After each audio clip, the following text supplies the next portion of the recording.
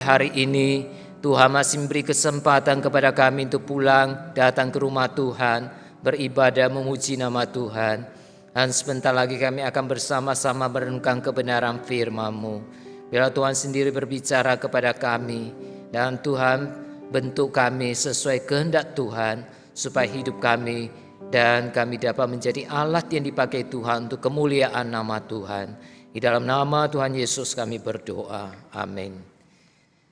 Silakan duduk Bapak Ibu dan Saudara sekalian, dan selamat pagi.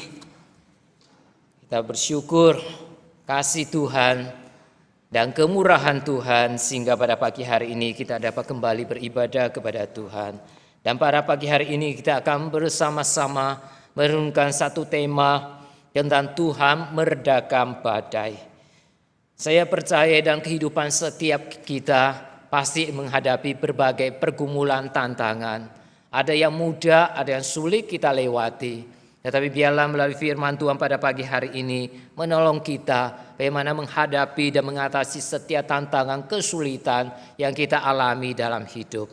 Mari kita melihat satu bagian firman Tuhan di dalam Markus pasal yang ke-4 ayat 35 sampai yang ke-41. Di dalam Markus pasal yang ke-4 ayat 35 pasal 30 ayat 35 sampai 41, demikian firman Tuhan. Pada hari itu, waktu hari sudah petang, Yesus berkata kepada mereka, "Marilah kita bertolak ke seberang." Mereka meninggalkan orang banyak itu, lalu bertolak dan membawa Yesus beserta dengan mereka dalam perahu di mana Yesus telah duduk, dan perahu-perahu lain juga menyertai Dia. Lalu mengamuklah taufan yang sangat dahsyat, dan ombak menyebur masuk ke dalam perahu, sehingga perahu itu mulai penuh dengan air.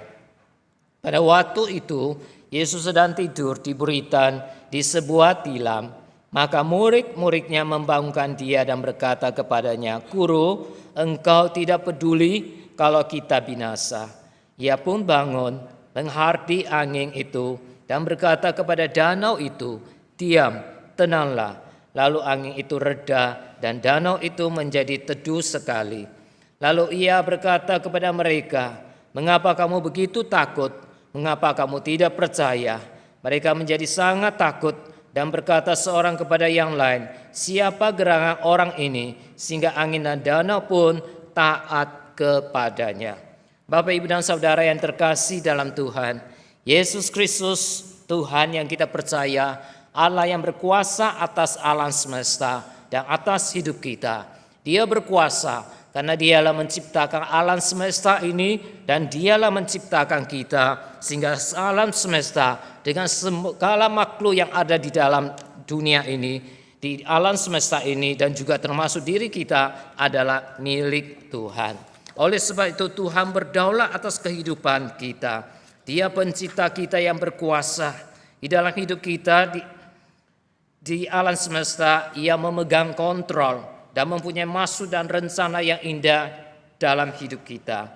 Sebagai anak-anak Tuhan, sebagai orang percaya, kita adalah orang berbahagia karena kita memiliki Allah yang penuh kuasa, Allah pencipta, Allah yang begitu mengasihi kita. Namun penyertaan Tuhan tidak berarti kita sebagai orang yang sudah percaya Tuhan, hidup kita akan mulus, hidup kita akan lancar-lancar saja tanpa masalah dan penderitaan. Atau hidup kita, apa yang kita alami semuanya beres tanpa pergumulan. Seringkali saya mendengarkan ada ibu-ibu ketiga mereka dengan semangat menginjili orang lain. Itu hal yang sangat baik.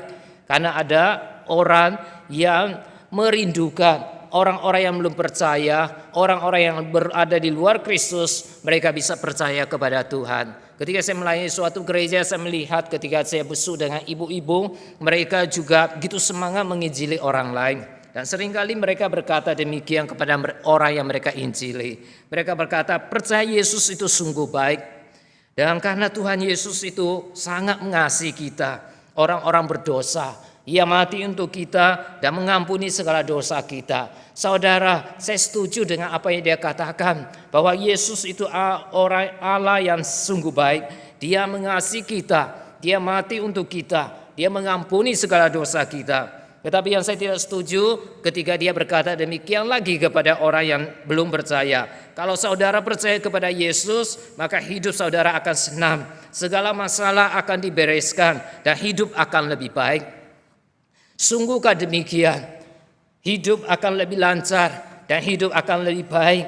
Saudara, saya tidak tahu, saya membayangkan jikalau orang itu dia percaya kepada Tuhan. Lalu ketika dia percaya Tuhan, hidupnya lebih buruk pada saat sebelum dia percaya kepada Tuhan. Bagaimana ketika orang itu bertanya kepada dia, Anda berkata itu percaya kepada Tuhan, hidup akan lebih baik.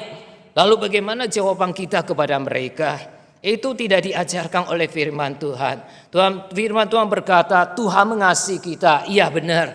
Firman Tuhan berkata Tuhan karena mengasihi kita, dia mati untuk kita dan bangkit kembali pada hari yang ketiga, memberi pengharapan kepada orang yang percaya kepada dia.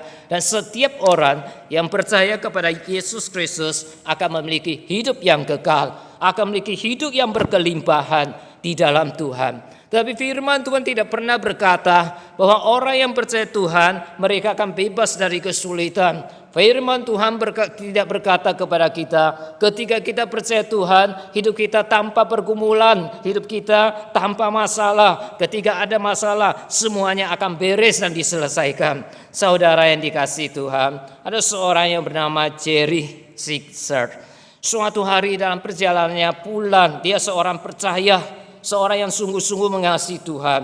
Maka suatu hari liburan dia berlibur bersama keluarganya ke Cagar Alam Indian. Maka di dalam perjalanan pulang, maka mobil yang dia tumpangi itu ditabrak dari depan oleh sebuah mobil dengan dikemudi seorang pemabuk dengan kecepatan yang sangat tinggi. Maka tidak bisa dihindari, maka terjadi kecelakaan. Di dalam kecelakaan itu, Jerry ini seorang Kristen dan keluarganya semua adalah orang anak-anak Tuhan. Dia menatap dengan panik, dia berkata bahwa istrinya, anak perempuannya dan juga ibunya yang dia kasihi tewas seketika di dalam kecelakaan itu. Dia berkata di dalam bukunya, hari itu dia berkata dia mengalami suatu kehilangan yang sangat besar. Dia berkata, perempuan yang telah saya nikahi selama 20 tahun, yang saya kasihi, kemudian anak yang saya sayangi, Diana, dan juga ibu yang telah melahirkan dan membesarkan saya, meninggal dalam satu hari. 3 generasi pergi dalam sekejap. Saudara, realita memperlihatkan kepada kita bahwa perjalanan hidup orang Kristen bukanlah perjalanan yang mudah. Memang ada suatu jaminan keselamatan yang Tuhan berikan kepada setiap orang yang percaya kepada Tuhan. Ada jaminan kehidupan kekal dan kehidupan berkelimpahan di dalam Tuhan. Ada janji-janji Tuhan yang indah yang Tuhan berikan di dalam firman-Nya. Ada janji penyertaan Tuhan di dalam suka maupun duka. Di dalam situasi apapun Tuhan itu selalu menyertai kita. Tuhan tidak pernah meninggalkan kita.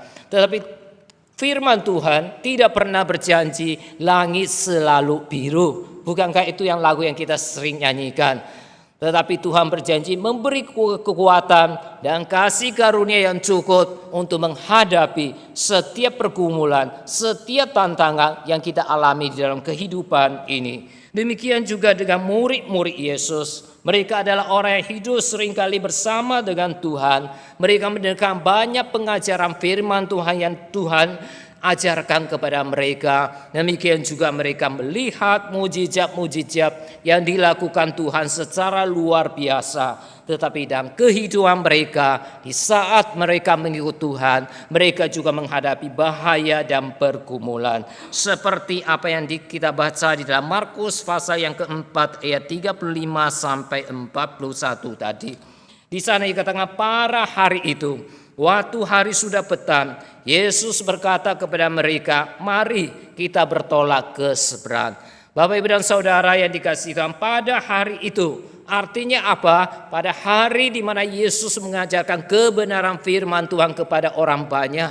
Pada hari di mana Tuhan Yesus menyatakan, menyampaikan kebenaran firman Tuhan kepada murid-muridnya. Lalu Tuhan mengajak mereka ke seberang.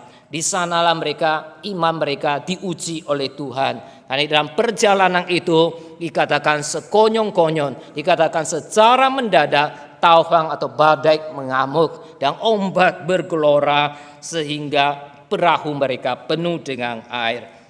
Saudara yang dikasihi Tuhan, bagaimanapun juga setelah mendengarkan firman Tuhan, Tuhan ingin kita bertumbuh dalam iman kita. Karena di dalam Roma pasal yang ke-10 ayat 17 berkata, jadi iman timbul dari pendengaran dan pendengaran firman Kristus. Saudara, kalau kita ingin kerohanian kita, kalau kita ingin iman kita bertumbuh, maka kita harus selalu mendengar. Kita harus selalu membaca kebenaran firman Tuhan. Karena kebenaran itu yang kita dengar dan kita lakukan dalam kehidupan yang akan menumbuhkan iman kerohanian kita. Tapi iman seorang percaya bukan saja bertumbuh karena pendengaran dan melakukan firman, tetapi iman yang sejati juga harus diuji.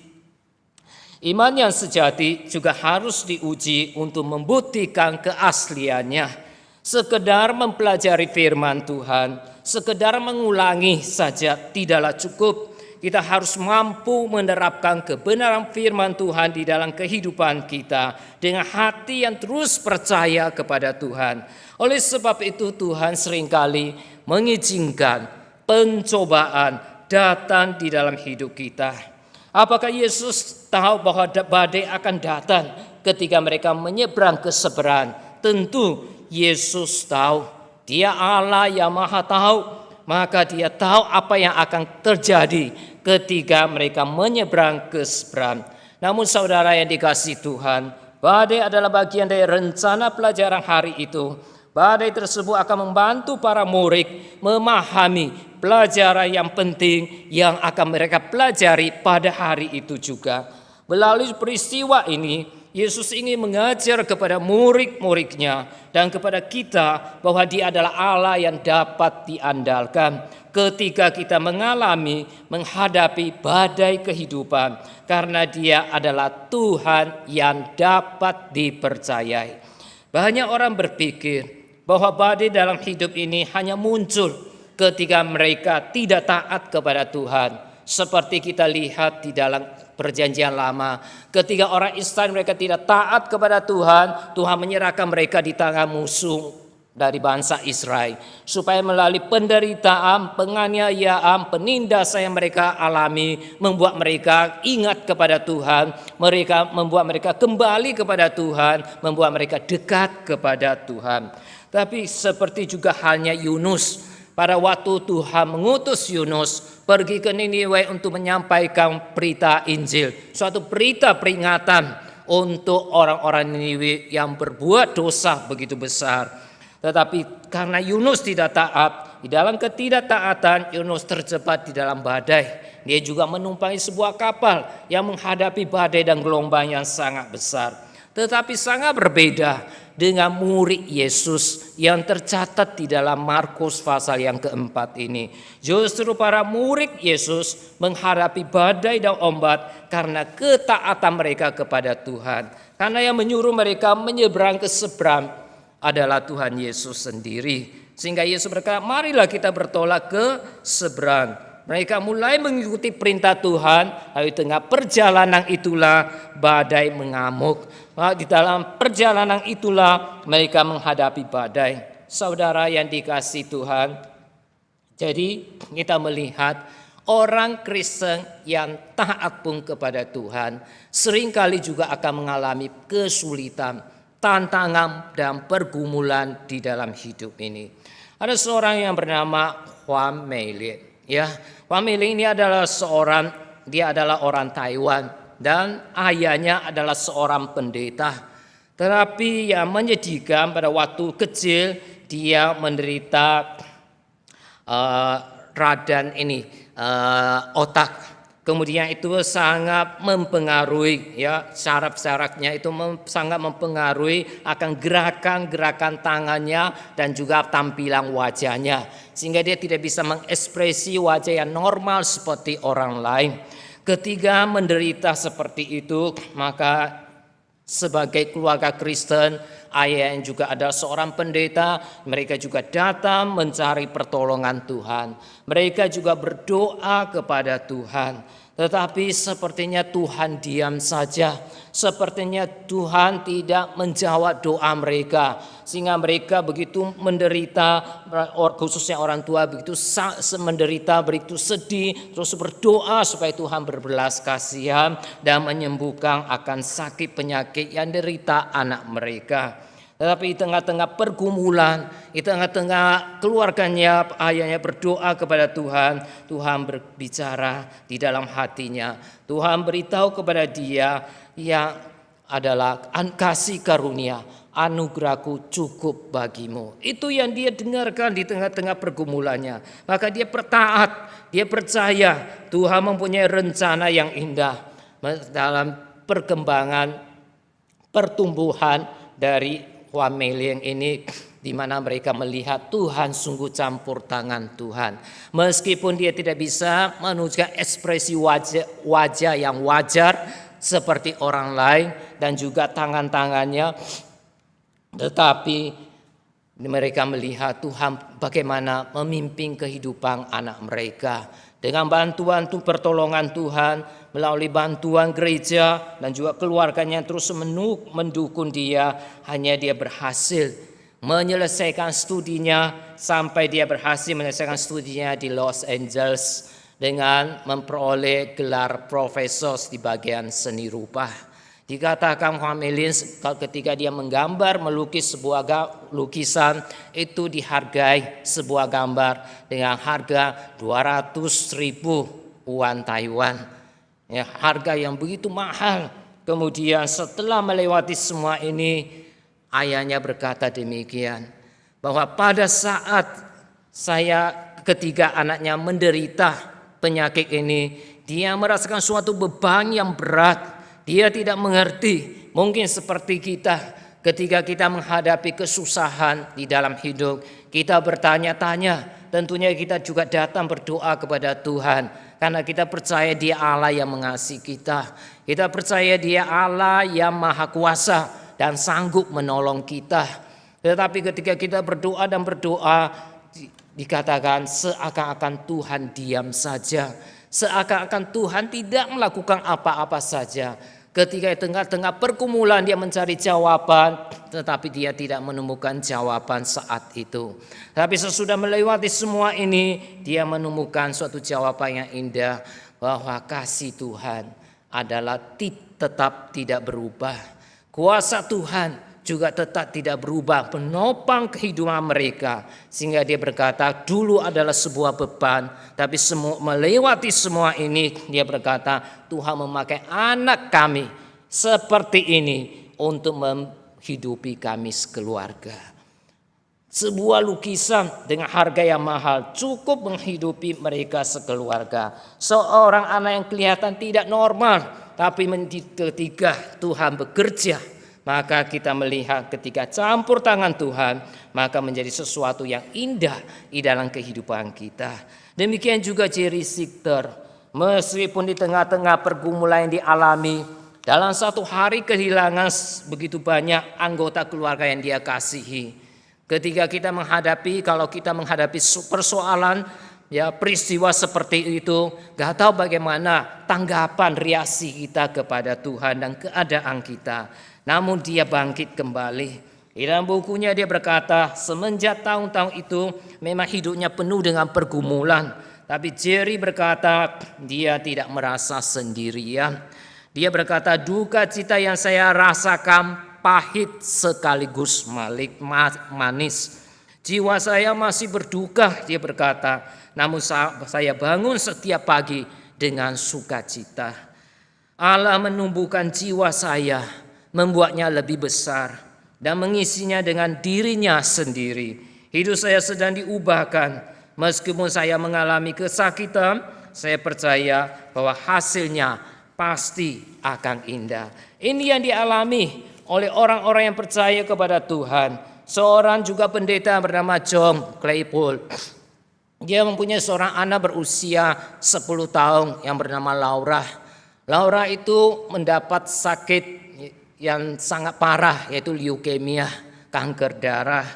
Ketiga itu Laura seringkali bertanya kepada ayahnya yang adalah seorang pendeta, "Ayah, apakah engkau sudah berdoa untuk saya?" Ayahnya berkata, "Saya sudah berdoa." Lalu dia bertanya kepada ayahnya, "Kalau ayah sudah berdoa, kapan Tuhan menyembuhkan penyakit saya?" Karena dia sangat menderita dengan penyakit itu, sangat sakit yang dirasakan. Ayahnya juga ketika melihat dia bergumul dengan penyakitnya, ayahnya itu juga tidak tega untuk melihat dia. Ayahnya juga ikut menangis di dalam hatinya. Ayahnya sudah berdoa kepada Tuhan. Lalu dia bertanya, "Kapan Tuhan menyembuhkan saya? Kapan Tuhan berikan jawaban?" Ayahnya tidak bisa menjawab, sulit menjawab pertanyaan itu.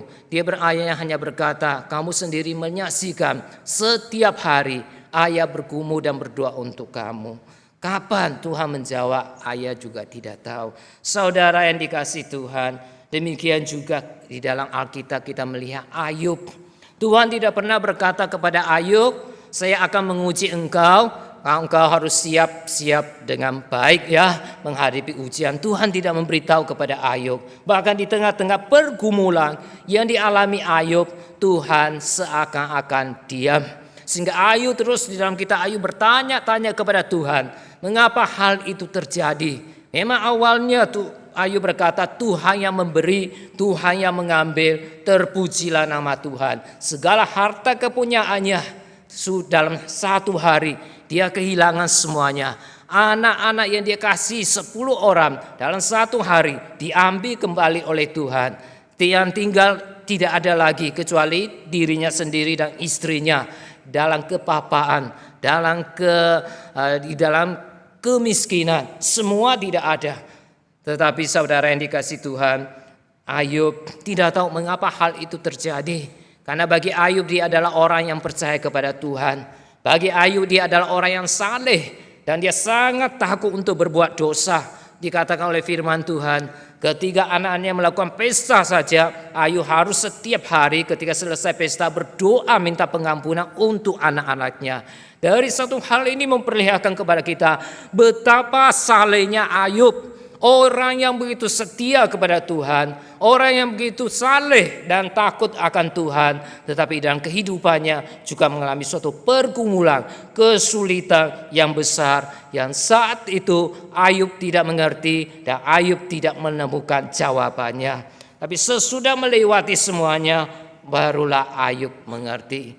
Dia berkata, "Kalau dulu dari perkataan orang saya mengenal Tuhan, tapi sekarang melalui pengalamannya sendiri dia semakin mengenal Tuhan yang dia percaya." Saudara yang dikasihi Tuhan, orang-orang ini banyak yang mengalami banyak pergumulan, kesulitan. Di antara mereka menderita, ada yang menemukan jawaban, ada yang tidak menemukan jawaban. Namun satu hal yang pasti kita melihat, kasih karunia Allah adalah cukup bagi mereka untuk menghadapi tantangan dan kesulitan hidup. Hari ini saya tidak tahu pergumulan apa yang kita alami.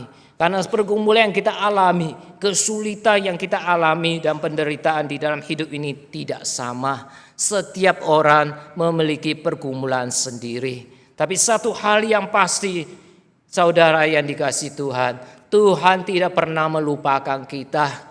Tuhan tidak peduli kepada kita. Tuhan tidak pernah meninggalkan kita. Dia ada selalu bersama-sama dengan kita, seperti Tuhan bersama murid-muridnya. Oleh sebab itu seharusnya murid-murid Yesus yang ada di kapal itu tidak perlu merasa takut. Tapi kenyataannya firman Tuhan berkata ketika mereka melihat taufan yang besar, badai yang besar dengan ombak yang besar yang sudah menyembur masuk ke dalam perahu, firman Tuhan berkata perahu itu mulai penuh dengan air. Tapi satu hal kalau kita perhatikan firman Tuhan, tidak mengatakan perahu mereka akan tenggelam atau perahu mereka mulai tenggelam. Tidak dicatat oleh firman Tuhan. Hanya dikatakan ombak menyembur masuk ke dalam perahu, ayat 37, sehingga perahu itu mulai penuh dengan air saja. Dan pada waktu itu dikatakan Yesus tertidur. Seharusnya murid-murid tidak perlu merasa takut. Ada 3 alasan yang kuat. Yang pertama yaitu karena yang berkata kepada mereka, mari kita menyeberang atau bertolak ke seberang adalah Tuhan Yesus sendiri. Kalau orang lain mengajak kita, lalu bersama orang yang mengajak kita, mungkin kita akan merasa takut ketika menghadapi taufan. Tetapi yang mengajak mereka ke seberang adalah Tuhan Yesus sendiri. Perintah Tuhan, firman yang dikatakan Tuhan akan terlaksana dan tidak ada yang bisa menghalangi perintah dan rencana Tuhan. Apapun, siapapun. Karena yang berkata kepada mereka, mari kita ke seberang. Itu suatu jaminan bahwa mereka akan sampai ke seberang sana. Memang Tuhan tidak menjanjikan kepada mereka suatu perjalanan yang mudah, seperti Tuhan juga tidak menjanjikan kepada kita orang-orang percaya suatu perjalanan hidup yang mudah. Namun Tuhan berjanji bahwa kita akan sampai ke tempat tujuan. Dan Tuhan mempunyai rencana yang indah di atas diri setiap orang percaya. Yang kedua, mengapa mereka tidak perlu merasa takut? Karena Yesus ada bersama-sama mereka. Karena Yesus menyertai mereka. Apa yang perlu ditakuti? Kita tahu Yesus yang dipercaya oleh murid, juga Yesus Kristus yang dipercaya oleh kita. Sehingga kita seringkali mendengarkan, karena Tuhan bersama kita, tidak perlu merasa takut. Amin saudara, kita amin. Ketika hidup kita serba lancar, ketika hidup kita tidak ada masalah, mudah bagi kita mengamini akan hal ini. Tetapi ketika suatu kali atau suatu hari kita sendiri mengalami suatu pergumulan yang berat di dalam kehidupan kita tahu Yesus tidak pernah meninggalkan kita, tapi kita seringkali juga merasa khawatir, kita juga takut, kita juga bergumul. Saudara yang dikasihi Tuhan, murid-murid Yesus telah melihat mujizat-mujizat yang dilakukan oleh Tuhan. Mereka sudah mendengarkan banyak pengajaran kebenaran firman Tuhan. Bukan oleh pendeta A, bukan oleh penginjil B, tetapi Yesus sendiri yang berfirman kepada mereka suatu pengajaran yang begitu indah, yang mereka pelajari bersama Yesus selama ini. Dan mereka melihat Yesus melakukan mujizat-mujizat. Melalui mujizat yang dilakukan Yesus, mereka menyaksikan kuasa Yesus yang sangat dahsyat dan besar. Sehingga seharusnya mereka memiliki keyakinan yang penuh. Seharusnya mereka memiliki iman yang teguh ketika menghadapi situasi seperti itu. Tapi dikatakan oleh firman Tuhan, pada saat itu murid-muridnya tidak mengerti, tidak mengenal Yesus, siapakah Yesus sebenarnya. Mereka hanya melihat Yesus bisa melakukan mujizat, mengenyangkan orang banyak, menyembuhkan orang sakit, mengusir setan. Tapi mereka ketika melihat ombak yang besar pada saat itu, meskipun Yesus bersama mereka, mereka menjadi gentar. Mereka lupa Yesus yang maha kuasa, Yesus yang mengasihi mereka ada bersama mereka. Kemudian yang ketiga, seharusnya mereka tidak perlu merasa takut. Mengapa? Karena mereka menyaksikan sendiri Yesus yang bersama mereka tetap tenang di saat situasi kondisi seperti itu. Bahkan dikatakan Yesus sedang tidur di buritan kapal. Saudara yang dikasihi Tuhan, saat mereka melihat Yesus tetap tenang di dalam situasi itu, seharusnya membuat mereka tenang juga. Karena Yesus ada bersama kita. Yesus masih tidur di buritan. Kalau mereka harus menghadapi bahaya, Yesus juga menghadapi bahaya. Tapi Yesus begitu tenang. Yesus senantiasa hidup di dalam kehendak Allah Bapa. Maka Yesus mengetahui bahwa Allah Bapa akan menjaganya. Maka dia bisa tertidur di atas kapal di dalam kondisi seperti itu. Yesus tertidur selama badai mengamuk karena dia tahu dia benar-benar aman di dalam kehendak Allah. Saudara, terlalu sering ketika kita menghadapi ujian dalam hidup ini, kita seperti murid-murid Yesus yang tidak percaya atau yang kurang percaya dan berteriak kepada Tuhan, Tuhan, apakah Engkau tidak peduli? Ketika hidup kita lancar, mudah bagi kita untuk memuji Tuhan. Ketika hidup tidak ada masalah dan pergumulan, mudah bagi kita untuk tetap percaya Tuhan mengasihi kita. Tetapi justru di tengah-tengah penderitaan, justru di tengah-tengah pergumulan hidup yang berat, kita seringkali meragukan, apakah Tuhan masih mengasihi saya? Kita mulai meragukan, apakah Tuhan itu sungguh-sungguh maha kuasa dan sanggup menolong saya? Apakah Tuhan itu tetap peduli kepada saya? Saudara yang dikasihi Tuhan, firman Tuhan berkata bahwa tentu saja Tuhan peduli. Tuhan tetap peduli kepada kita. Oleh sebab itu ketika murid-murid datang memohon pertolongan Tuhan, Yesus berdiri. Yesus menghardik angin dan ombak, dan dalam sekejap semua menjadi tenang dan teduh. Namun Yesus melakukan satu hal yang lebih penting. Bukan sekedar Tuhan menenangkan badai dan ombak.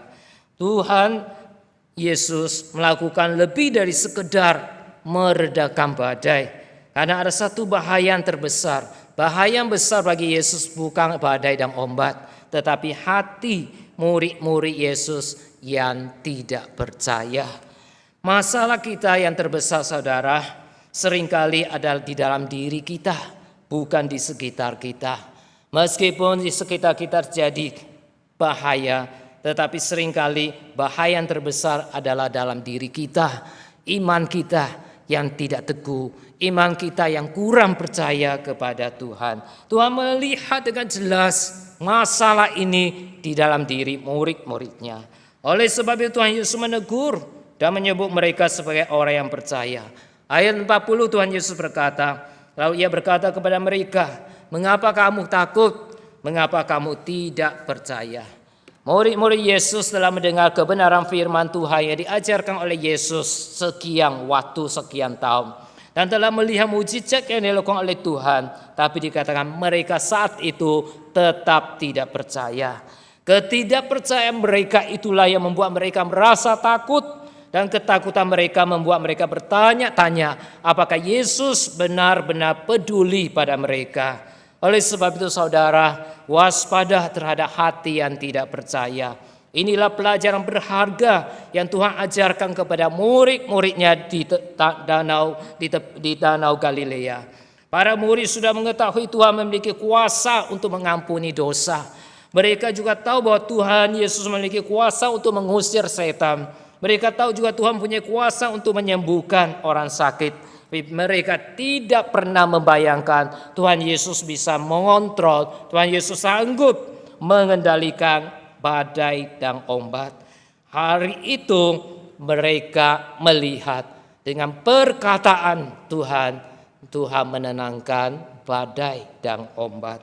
Dan mereka sadar ternyata Tuhan mempunyai kuasa untuk mengendalikan badai dan ombak. Mengapa?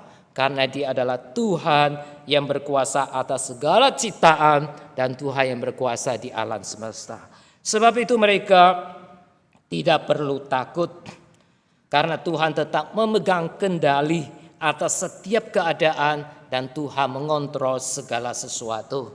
Sebagai anak-anak Tuhan, bagaimana seharusnya kita menghadapi atau mengatasi badai dalam kehidupan ini?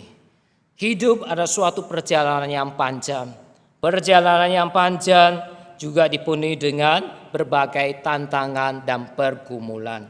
Dan tidak mungkin kehidupan kita sepanjang hidup kita akan lancar tanpa menghadapi badai atau masalah. Jika kita tidak dapat menghindari semua ini, maka kita harus mencari cara menghadapi badai tersebut. Bagaimana seharusnya kita menghadapi mengatasi badai kehidupan? Yang pertama, kita berdoa dan berseru kepada Tuhan.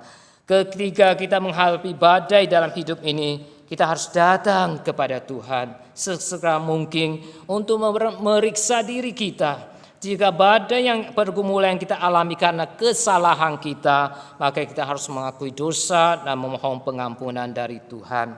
Tetapi jika badai yang terjadi dalam kehidupan kita adalah serangan dari iblis, maka kita perlu mengandalkan Tuhan, meminta pertolongan Tuhan. Tuhan tidak hanya akan menolong kita, melindungi kita, tapi Dia juga akan memberikan damai sejahtera yang melampaui akal kita di tengah-tengah pergumulan yang kita alami. Satu hal yang tepat, yang benar yang dilakukan murid-murid Yesus ketika mereka merasa ketakutan, ketika mereka melihat badai yang dahsyat terjadi, mereka datang kepada Tuhan. Mereka datang berseru minta pertolongan Tuhan.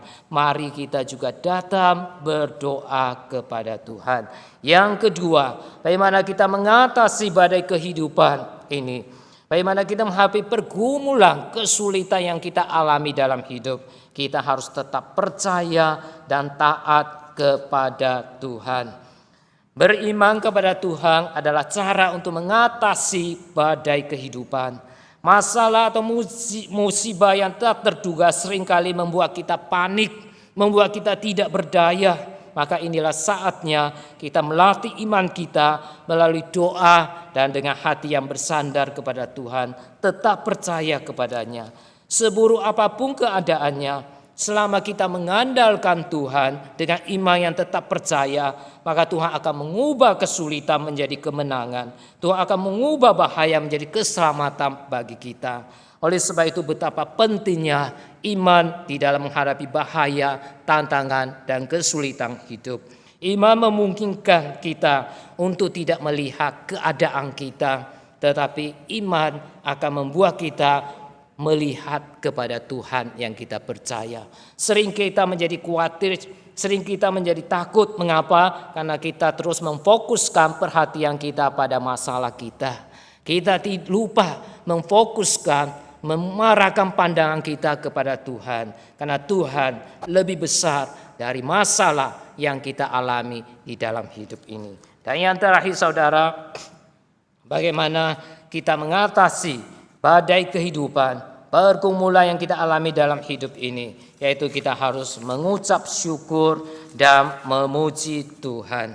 Saudara yang dikasihi Tuhan, kita percaya satu hal seperti apa yang dikatakan oleh Roma pasal yang ke-8 ayat 28, firman Tuhan berkata, kita tahu sekarang bahwa Allah turut bekerja dalam segala sesuatu untuk mendatangkan kebaikan bagi siapa? Bagi mereka yang mengasihi Tuhan, yaitu bagi mereka yang terpanggil sesuai dengan rencana Allah. Kita tahu sekarang Allah turut bekerja dalam segala sesuatu yang kita alami dalam kehidupan ini. Mengapa Tuhan izinkan semua ini terjadi? Sebenarnya untuk mendatangkan suatu kebaikan bagi kita, supaya melalui pergumulan ini yang kita alami membentuk kita semakin baik, membentuk kita semakin menyerupai Kristus, dan ada anugerah yang khusus Tuhan akan berikan kepada setiap orang yang percaya, yang setia, dan yang mengasihi Tuhan. Oleh sebab itu